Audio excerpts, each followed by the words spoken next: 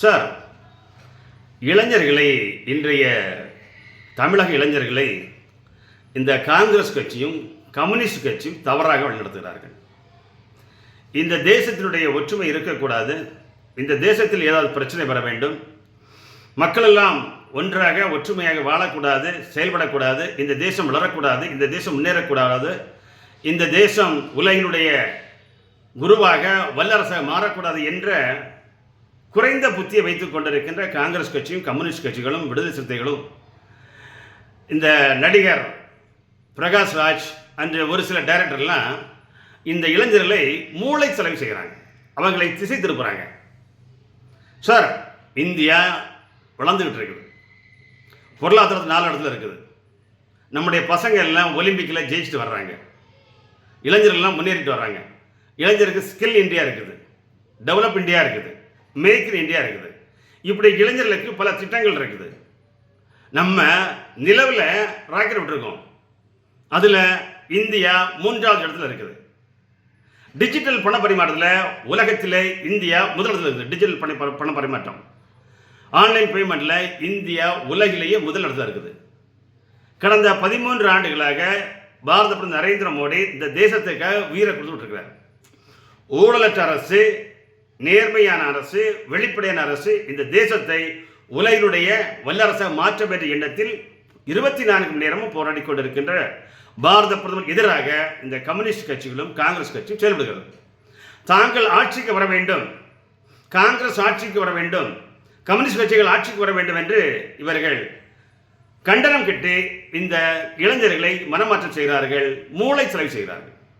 Sir, Congress already இன்று தமிழகத்தில் ஏதோ இப்போ ஆட்சியில் இருக்கிறாங்க, இன்னும் அவருடைய காலம் ரொம்ப பரிதாபமாக இருக்குது. கம்யூனிஸ்ட் மொத்தமாக தொடச்சறிஞ்சாச்சு. கேரளாவிலும் இல்லை, வெஸ்ட் பெங்கால்லையும் எங்கேயும் ஆட்சி செய்யலை. இருக்கிறது 4 பாராளுமன்ற உறுப்பினர்கள் கம்யூனிஸ்ட் வச்சுக்கிறாங்க.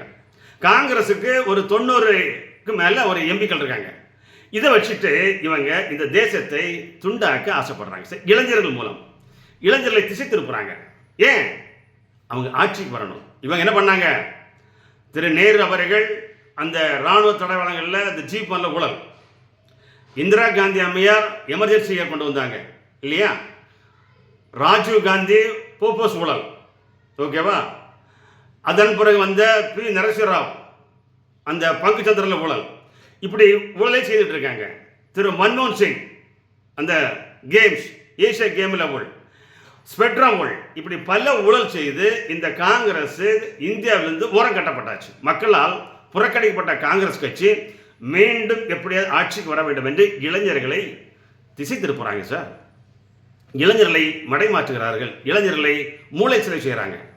இளைஞர்களை நீங்கள் இதனுடைய தாக்கத்திற்கு நீங்கள் பணிந்து விடக்கூடாது, மாற்றிவிடக்கூடாது. இந்த தேசம் உங்கள் கையில் இருக்கிறது. இந்த தேசம் வளர வேண்டும், இந்த தேசம் முன்னேற வேண்டும், இந்த தேசம் அடுத்த கட்டத்தை அடைய வேண்டும் என்றால் இளைஞர்களுடைய பலம் தேவை. அதைத்தான் பாரத பிரதமர் சொல்லிக் கொண்டிருக்கிறார். ஆனால் நடிகர் பிரகாஷ் ராஜ், ஒரு சில டைரக்டர்கள், ஒரு சில நடிகர்கள், கட்சி கம்யூனிஸ்ட் காங்கிரஸ் போன்ற கட்சிகள் அந்த இளைஞர்களுக்கு ஊக்கத்தை கொடுக்குறீங்க. தமிழக அரசு கல்லூரி மாணவர்கள் ஆர்ப்பாட்டத்தில் போராட்டத்தில் கலந்து கொள்ளக்கூடாது என்று ஒரு ஆணை எடுக்கிறது. அதில் என்ன தவறு இருக்குது? பசங்க எதுக்கு வந்திருக்காங்க? கல்லூரி மாணவர்கள் எதுக்கு வந்திருக்காங்க? தன்னுடைய படிப்பை முடித்து பட்டத்தை பெற்று அவருடைய எதிர்காலம் சிறப்பாக இருக்க வேண்டும் என்பதற்காக தமிழகத்தினுடைய அதிகாரிகள் கல்லூரி மாணவர்கள் ஆர்ப்பாட்டம் போராட்டம் செய்யக்கூடாது, கலந்து கொள்ளக்கூடாது அப்படின்னு ஒரு அறிக்கை விடுறாங்க. அதை திரும்ப பெறுங்கன்னு சொல்லி அதை திரும்ப பெற வச்சு ஏன் உரிமை இல்லையான்ட்டு காங்கிரஸ்காரர்களும் கம்யூனிஸ்ட்காரர்களும் கொடி பிடிக்கிறீங்க. திமுகவுடைய தூத்துக்குடி எம்பி அக்கா கனிமொழி அவர்களும் ட்வீட் போடுறாங்க. இதில் என்ன நியாயம் இருக்கிறது? உங்களுக்கு நியாயமான பிரச்சனை என்றால் நீங்கள் முறையிடுங்கள், உங்கள் பிரச்சனையை அரசிடம் கொண்டு செல்லுங்கள், உங்கள் பிரச்சனையை நீதிமன்றம் சொல்லுங்கள். அதை விட்டுவிட்டு நீங்கள் இளைஞர்கள் இவர்கள் செய்கின்ற சதியில் விழுந்து விடக்கூடாது, வீழ்ந்து விடக்கூடாது. ஏனென்றால் இவர்கள் மீண்டும் கொள்ளையடிப்பதற்காக, இந்த தேசத்தை ஆட்டையப்படுவதற்காக, இந்த தேசத்தை சின்ன பின்னமாக்குவதற்காக காங்கிரஸ் கட்சியும் கம்யூனிஸ்ட் கட்சிகளும் முயற்சிக்கிறார்கள். அதற்கு இன்றைய இளைஞர்கள், குறிப்பாக தமிழகத்துடைய இளைஞர்கள் யாரும் பலிகடாக ஆகாமல் பார்த்து கொள்ள வேண்டியது உங்களுடைய கடமை. உங்களுக்கு எல்லாம் தெரியும், உங்களிடம் இன்டர்நெட் இருக்குது, உலகத்தையே நீங்கள் பார்த்துக் கொள்ளலாம். இந்த ஆர்ப்பாட்டம் போராட்டத்தால் பாகிஸ்தான் என்னாச்சு, ஸ்ரீலங்கா என்னாச்சு, பங்களாதேஷ் என்னாச்சு, இப்படி பல மாநிலங்கள் பல தேசங்கள் இந்த ஆர்ப்பாட்டத்தால் என்ன சீர்குலைஞ்சிருக்கு, இந்த பொருளாதாரம் என்னாச்சு, என்ன சாதித்தாங்க அந்த இளைஞர்கள்.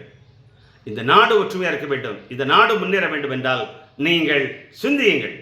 உங்களுக்கு பிரச்சனை என்றால் 5 ஆண்டுக்கு ஒரு முறை வருகின்ற தேர்தல் அதை காமியுங்கள். உங்களுக்கு ஒரு தலைவரை பிடிக்கவில்லை என்றால் மாற்றி ஓட்டு போடுங்கள்.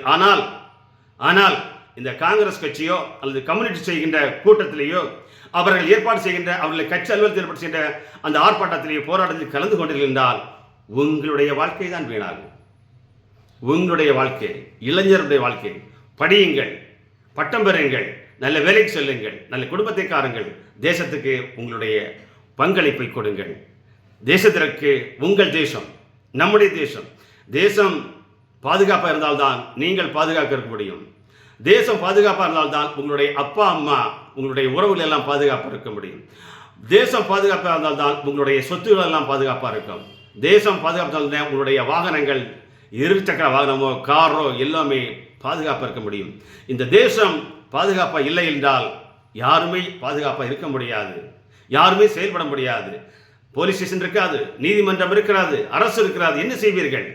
கொடியவர்கள் உள்ளே வந்து விடுவார்கள், தேச துரோகிகள் வந்து விடுவார்கள், தேசத்தை சூறையாட சுரண்ட வந்து விடுவார்கள். அதற்கு இளைஞர்கள் இடம் கொடுக்கக்கூடாது. குறிப்பாக காங்கிரஸ் கட்சிக்கோ கம்யூனிஸ்ட் கட்சிக்கோ நீங்கள் இடமளிக்கக்கூடாது என்று உங்களை அன்போடு வேண்டுகிறோம். நன்றிகள்.